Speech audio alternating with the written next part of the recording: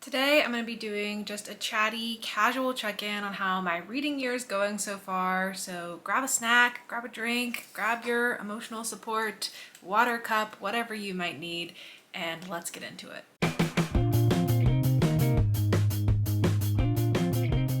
I'm going to be checking in on my reading in the first 3 months of the year, so I'll be talking about my January, February, and March reading so far and just how the year is going. In those 3 months, I read 30 books and I had an average rating of 3.13. March was my best month in terms of the amount that I read, but February was my best month in terms of average rating of the books that I read. And I'm honestly kind of shocked to hear that my average rating for the year so far is a 3.13. That feels incredibly low to me, and I don't feel like I've been reading a ton of terrible books, but I guess I have been reading a lot of 3 stars. I haven't had many 5 stars, and somehow I guess that's just averaging down to a very low 3.13.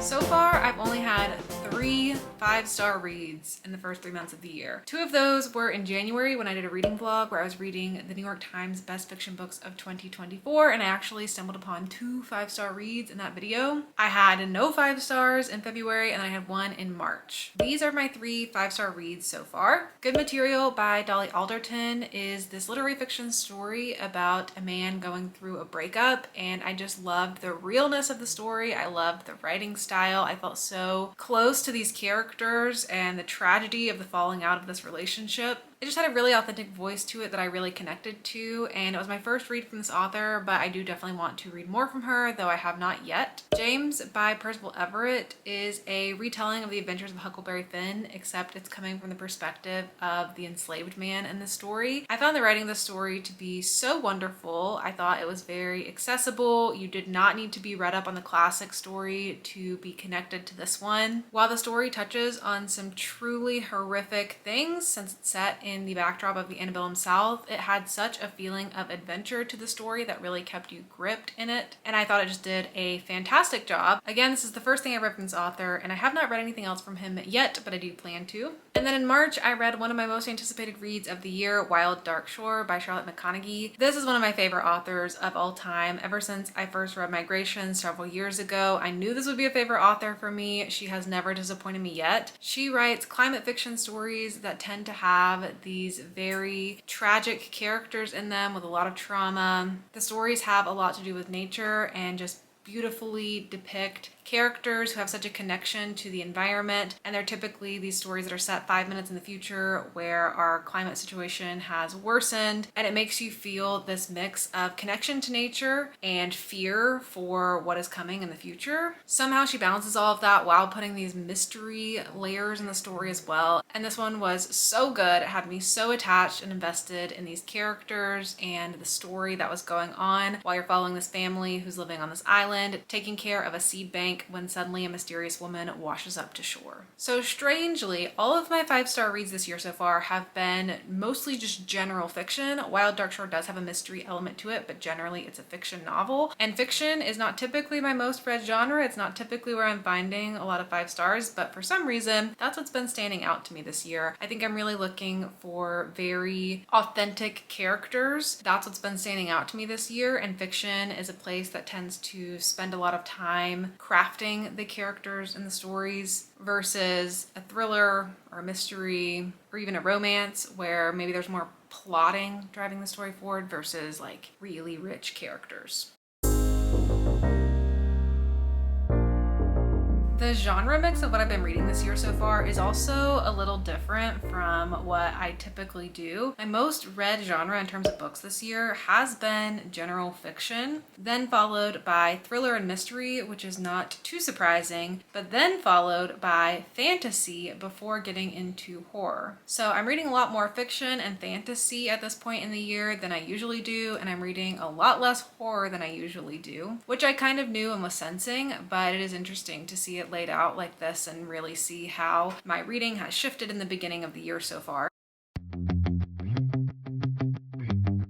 To check in on some of my reading goals. I don't set many public reading goals during the year. I don't have a list of all these things I want to accomplish in the year, but there are some things that I know are kind of in my mind, mostly being the video that I do at the beginning of the year where I talk about 10 backlist books I want to read during the year. It's so easy to get caught up in just the new stuff that's coming out, so I like to make an intentional goal where I make a list of 10 older books that I want to prioritize throughout the year, and then it helps me remember to pick them up. So far, out of my list of 10 backlist books, I completed 2 of those. Penance by Kanae Minato I enjoyed. The Memory Police by Yoko Ogawa unfortunately disappointed me a little bit, but I'm glad to see that I'm making some early progress on this list, and I expect to read several more throughout the next couple of months. On the other hand, I also try to keep track of my most anticipated new releases and how many of those I've actually gotten through and read, because there's so many new releases, it's so easy to forget that something came out and not get to it in a timely manner. So between January, February, and March, I had 26 stories that were top of my radar, most anticipated novels. And so far I have read 15 of those, which feels like really, really good progress in the first 3 months of the year to be keeping up with that many new releases while also still balancing some older titles and then just general reading that's happening in between. Out of the remainder books that I have not gotten to yet on that list, some of the ones that I really do want to try to prioritize include Scythe and Sparrow by Bryn Weaver, because I do have that physically on my shelves and I hope to read that soon. It's the 3rd book in a dark romance series that I'd like to finish. Everyone in the Group Chat Dies by L.M. Chilton is the next novel from an author that I read a book from last year called Swiped that I really enjoyed, so I'm looking forward to checking out this mystery. And then if I go with the trend of trying to read things from the genres that tend to be impressing me this year,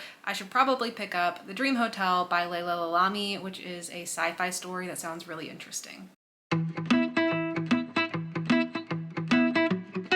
Lastly, I wanted to talk about how my YouTube has been going this year so far. Between January and March, I put out 18 videos, which I'm pretty proud of. I started doing monthly TBR videos in 2025. This is the first time I've consistently done monthly TBR videos in the history of my channel, and I incorporated a TBR jar where I'm pulling prompts and using those to guide my reading a little bit. I said when I first started that I didn't know if that would last, the videos and the TBR jar, because if it's not actually working and leading to enjoyable reading for me, then I don't want to force it for the sake of a video on my channel. But it's actually been going really well so far. I typically have monthly structured reading plans anyway for myself, so sharing it with you isn't that much of a difference. The difference is the TBR jar prompts, but I have a good mix of keeping them general enough that I can choose really what I want to read off of those. It's not like I'm putting just book titles in there and using that to force what I'm reading. So far I'd say that is going pretty well. And then some of my favorite videos that I've made this year so far. The first one is the New York Times Best Fiction Books of 2024 video that I did. I like the way that video came together, and I just had a really fun time with a little reading challenge of 5 books that were on a list that were all highly acclaimed and also a little bit outside of my comfort zone, being fiction novels, which I'm typically not picking up right away. And it went really well, giving me 2 5-star reads, so that video I just had a lot of fun doing. I also did a video for the first time where I talked about upcoming book to screen adaptations, and I thought that was just a fun way to bridge the gap of I love movies, but obviously this is a book channel first and foremost, but when I can, I like to do content relating to movies in some way. In the past, I've done videos where I recommend like 5 books that are similar to a movie that just recently came out. I do hope to do more of those in the future, but this year I decided I would start talking about book to screen adaptations for books I've read or I just know a lot about that are coming to screen that I'm really excited to see, and I thought that was a fun new little different thing to do on the channel. And then I've been having a lot of fun doing these videos where I try to solve a murder mystery book. Last year I did a video for Murder in the Family by Kara Hunter where I was trying to solve that. This year I did a video where I tried to solve The Murder of Roger Ackroyd by Agatha Christie. Those videos are just so fun to make because they're just something a little bit different than the standard reading vlog, so I try to have a little bit more fun with it, with the way I'm filming and editing and the way the video is all coming together, and just the concept of like trying to solve it and piece the murder mystery together as the video is unfolding and as I'm reading the book. It's just a really fun little thing to do. So I do hope to do more of those in the future as well.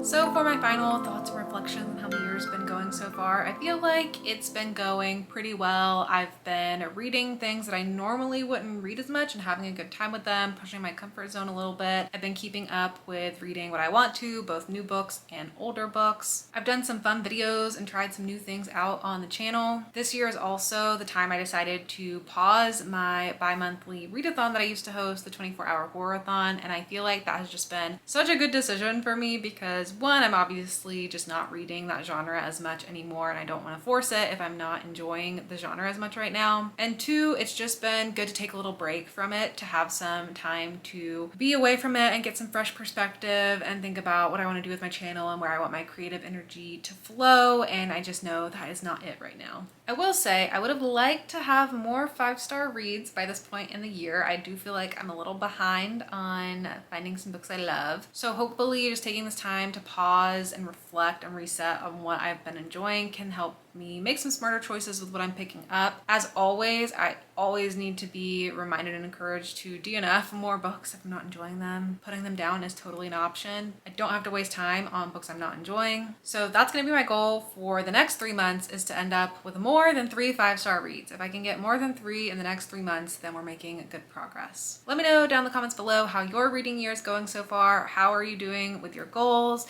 How are you doing finding 5-star reads? Has anything surprised you about your reading this year so far? And as always, if you have any 5-star reads to recommend for me, you can definitely leave those down below as well. But that is it for me. Thank you so much for watching, and I'll see you on my next video. Bye.